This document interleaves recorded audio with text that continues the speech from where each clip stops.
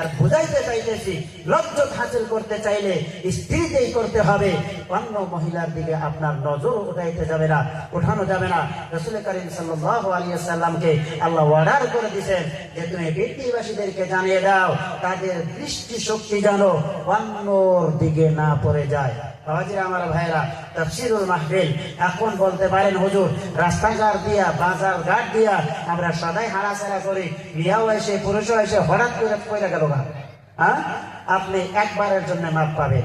আবার এর মধ্যে এক কথা আছে, আপনারা সবাই জানেন, এত হাসির খোরাক দিচ্ছি না। এক ছাত্র এক হুজুরকে প্রশ্ন করছে, হুজুর আমি পুরুষ মহিলার দিকে আবার তো এটার কোনো মাপ সীমা থাকবো, একটা কথা তো আছে, তাহলে কতবার করে দেখা যাবো? বলছে যে একবার করে দেখা মাপ, পরের বার দেখা যাবো না। ওইটা মানে সকালে খোঁজ করছে, অনেক খারাপ থাকে, এক মহিলা আছে এইভাবে চাইজা রয়েছে হুজুর তো গেছে গা, আবার জহরতের সময় আইছে, আইসে দেখে না ওইভাবে নাড়া দইরা না চাইয়াই রয়েছে। বাবাজিরা আমার ভাই, এটা কি ঠিক হবে? এটা ঠিক হবে না। পৃথিবীর মানুষ সম্মানিত শরীর, আল্লাহ গাইবের খবর জানে, সুদূর দিনের খবর জানে।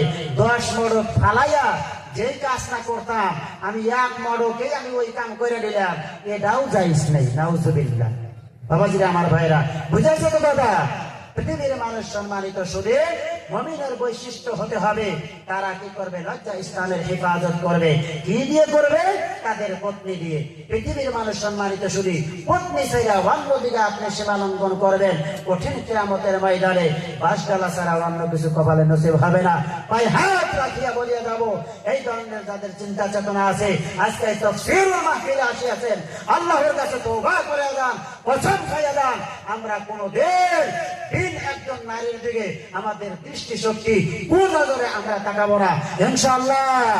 একটা হাতটা নাড়ায় দেখান, ইনশাআল্লাহ। বাবাজিরা আমার ভাইরা, এই আলোচনায় আমি রাত বসে যেতে পারবো, এখানে আসিয়া যাবে